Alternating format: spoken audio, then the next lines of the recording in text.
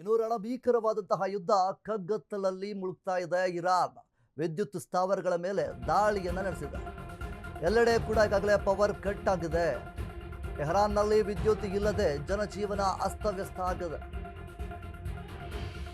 ಇರಾನ್ನ ವಿದ್ಯುತ್ ಸ್ಥಾವರಗಳ ಮೇಲೆ ಅಟ್ಯಾಕ್ ಅನ್ನ ಮಾಡಿದೆ. ಇಸ್ರೇಲ್ ಕ್ಷಿಪಣಿ ದಾಳಿಗೆ ಕೈಗಾರಿಕೆಗಳು ಛಿದ್ರವಾಗಿದೆ.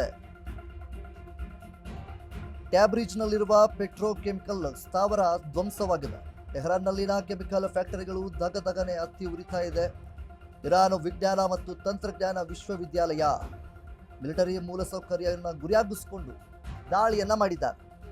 ಬ್ಯಾಕ್ ಟು ಬ್ಯಾಕ್ ಕ್ಷಿಪಣಿ ಹಾರಿಸಿರುವ ಇಸ್ರೇಲ್ ಐಡಿಎಫ್ ಬೈರುತ್ ನಗರದಲ್ಲಿನ ಹಿಜ್ಬುಲ್ಲಾ ಸೆಂಟರ್ಗಳು ಅವೆಲ್ಲವೂ ಕೂಡ ಹುಡಿಸಾಗಿದೆ. ವಿವಿಗಳ ಮೇಲೆ ಮತ್ತೆ ಇಸ್ರೇಲ್ನಿಂದ ಡ್ರೋನ್ ಅಟ್ಯಾಕ್ ನಡೆದಿದೆ. ಟೆಹರಾನ್ ಅನ್ನು ಗುರಿಯಾಗಿಸಿಕೊಂಡು ಅಮೆರಿಕ ಇಸ್ರೇಲ್ ಜಂಟಿ ದಾಳಿಯನ್ನ ಮಾಡಿದ್ದಾರೆ. ಇನ್ನು ಅಮೆರಿಕ ಮತ್ತು ಇಸ್ರೇಲ್ ಜಂಟಿ ದಾಳಿಯನ್ನ ಈಗಾಗಲೇ ಟೆಹರಾನ್ ಅನ್ನ ಗುರಿಯಾಗಿಸಿಕೊಂಡು ಮಾಡಿದೆ. ಮುಖ್ಯವಾಗಿ ರಣಭೀಕರವಾದಂತಹ ಯುದ್ಧ ಕಗ್ಗತ್ತಲಲ್ಲಿ ಮುಳುಗ್ತಾ ಇದೆ. ಇರಾನ್ನ ವಿದ್ಯುತ್ ಸ್ಥಾವರಗಳ ಮೇಲೆ ದಾಳಿಯನ್ನ ಮಾಡಿದ್ದಾರೆ. ಎಲ್ಲೆಡೆ ಕೂಡ ಪವರ್ ಕಟ್ ಆಗಿದೆ. ಟೆಹರಾನ್ನಲ್ಲಿ ವಿದ್ಯುತ್ ಇಲ್ಲದೆ ಜನಜೀವನ ಕೂಡ ಅಸ್ತವ್ಯಸ್ತ ಆಗ್ತಾ ಇದೆ.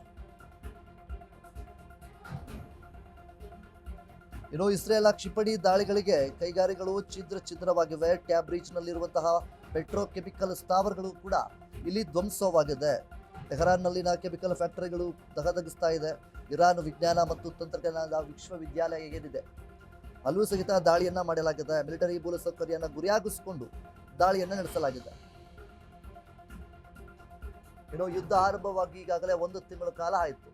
ಆದರೂ ಸಹಿತ ನಿಲ್ತಾ ಇಲ್ಲ ಈ ಒಂದು ಯುದ್ಧ. ಆದರೆ ಮುಖ್ಯವಾಗಿ ಇಲ್ಲಿ ನಾವು ನೋಡಬೇಕಾಗಿರುವಂಥದ್ದು ಏನಪ್ಪ ಅಂತಂದರೆ, ಈ ಹಿಂದೆ ಅಮೆರಿಕ ಹೇಳಿತ್ತು ಇರಾನ್ನ ವಿದ್ಯುತ್ ಸ್ಥಾವರಗಳ ಮೇಲೆ ನಾವು ದಾಳಿಯನ್ನು ಮಾಡೇ ಮಾಡ್ತೀವಿ ಅನ್ನುವಂಥ ನಿಟ್ಟಿನಲ್ಲಿ ಎಚ್ಚರಿಕೆ ಒಂದನ್ನು ಸಹಿತ ಅಮೆರಿಕ ನೀಡಿತ್ತು. ಅದನ್ನು ಈಗ ಮಾಡಿದೆ. ಅಮೆರಿಕ ಇರಾನ್ನ ವಿದ್ಯುತ್ ಸ್ಥಾವರಗಳ ಮೇಲೆ ದಾಳಿಯನ್ನು ಮಾಡಿದೆ. ಎಲ್ಲೆಡೆ ಕೂಡ ಪವರ್ ಕಟ್ ಆಗಿದೆ. ಮುಖ್ಯವಾಗಿ ಟೆಹರಾನ್ನಲ್ಲಿ ವಿದ್ಯುತ್ ಇಲ್ಲದೆ ಜನಜೀವನ ಅಸ್ತವ್ಯಸ್ತವಾಗಿದೆ. ಜನರು ಕಂಗಾಲಾಗಿ ಹೋಗಿದ್ದಾರೆ. ಟೆಹರಾನನ್ನು ಗುರಿಯಾಗಿಸಿಕೊಂಡು ಅಮೆರಿಕ ಮತ್ತು ಇಸ್ರೇಲ್ ಜಂಟಿ ದಾಳಿಯನ್ನು ಮಾಡಿದ್ದಾರೆ. ಇಸ್ರೇಲ್ ಕ್ಷಿಪಣಿ ದಾಳಿಗಳಿಗೆ ಕೈಗಾರಿಕೆಗಳು ಛಿದ್ರವಾಗಿದೆ. ಒಂದು ಕಡೆ ಟ್ಯಾಬ್ರಿಜ್ನಲ್ಲಿರುವಂತಹ ಪೆಟ್ರೋಕೆಮಿಕಲ್ ಸ್ಥಾವರಗಳ ಧ್ವಂಸವನ್ನು ಮಾಡಿದ್ದಾರೆ. ಮುಖ್ಯವಾಗಿ ಇರಾನ್ನ ಏನು ಒಂದಿಷ್ಟು ಪ್ರದೇಶಗಳನ್ನು ಗುರಿಯಾಗಿಸಿಕೊಂಡು ಇಸ್ರೇಲು ಮತ್ತು ಅಮೆರಿಕ ಸತತವಾಗಿ ಜಂಟಿ ದಾಳಿಯನ್ನು ಮಾಡ್ಕೊಂಡು ಬರ್ತಾನೆಗಿದೆ. ಸದ್ಯದ ಮಟ್ಟಿಗೆ ಈ ಒಂದು ಯುದ್ಧ ಎಲ್ಲೂ ಕೂಡ ನಿಲ್ಲುವ ಹಾಗೆ ಕಾಣ್ತಾ ಇಲ್ಲ. ಇದರಿಂದ ಇರಾನ್ನಲ್ಲಿರುವಂತಹ ಜನರ ಜೀವನ ಅಸ್ತವ್ಯಸ್ತ ಆಗ್ತಾ ಇದೆ. ಒಂದು ಕಡೆ ವಿದ್ಯುತ್ ಸ್ಥಾವರಗಳ ಮೇಲೆ ಅಟ್ಯಾಕನ್ನು ಮಾಡ್ತಾ ಇದ್ದಾರೆ.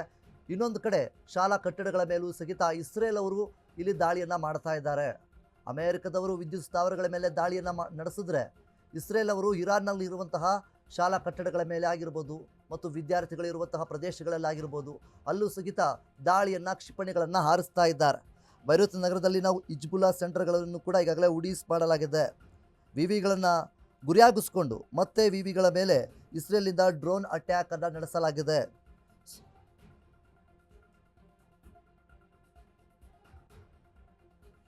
ಇನ್ನು ಬ್ಯಾಕ್ ಟು ಬ್ಯಾಕ್ ಕ್ಷಿಪಣಿ ಹಾರಿಸಿರುವ ಇಸ್ರೇಲ್ ಐಡಿಎಫ್ ಮುಖ್ಯವಾಗಿ ಇರಾನ್ನ ಒಂದಿಷ್ಟು ಪ್ರದೇಶಗಳನ್ನು ಗುರಿಯಾಗಿಸಿಕೊಂಡು ಅಮೆರಿಕ ಮತ್ತು ಇಸ್ರೇಲ್ ಜಂಟಿ ದಾಳಿಯನ್ನು ಇಲ್ಲಿ ನಡೆಸ್ತಾ ಇದೆ. ಮುಖ್ಯವಾಗಿ ಇರಾನಿನ ವಿದ್ಯುತ್ ಸ್ಥಾವರಗಳನ್ನು ಗುರಿಯಾಗಿಸಿಕೊಂಡು ಈಗಾಗಲೇ ಅಮೆರಿಕ ದಾಳಿ ಮಾಡ್ತಾ ಇದ್ದಾರೆ. ಇನ್ನೊಂದು ಕಡೆ ಅಲ್ಲಿರುವಂತಹ ವಿವಿಗಳ ಮೇಲೆ ಗುರಿಯಾಗಿಸಿಕೊಂಡು ಇಸ್ರೇಲ್ನವರು ಸಹಿತ ಇಲ್ಲಿ ದಾಳಿಯನ್ನು ಮಾಡ್ತಾ ಇದ್ದಾರೆ.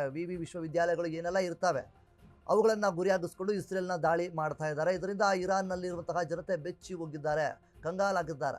ಮತ್ತು ವಿದ್ಯುತ್ ಸ್ಥಾವರಗಳ ಮೇಲೆ ಯಾವಾಗ ದಾಳಿ ಮಾಡಿದ್ದಾರೆ ಆಗ್ಲಿಂದ ಈಗಿನವರೆಗೂ ಪವರ್ ಕಟ್ ಆಗಿದೆ. ಅಲ್ಲಿರುವಂತಹ ಜನರ ಜೀವನ ಅಸ್ತವ್ಯಸ್ತಗೊಳ್ತಾ ಇದೆ.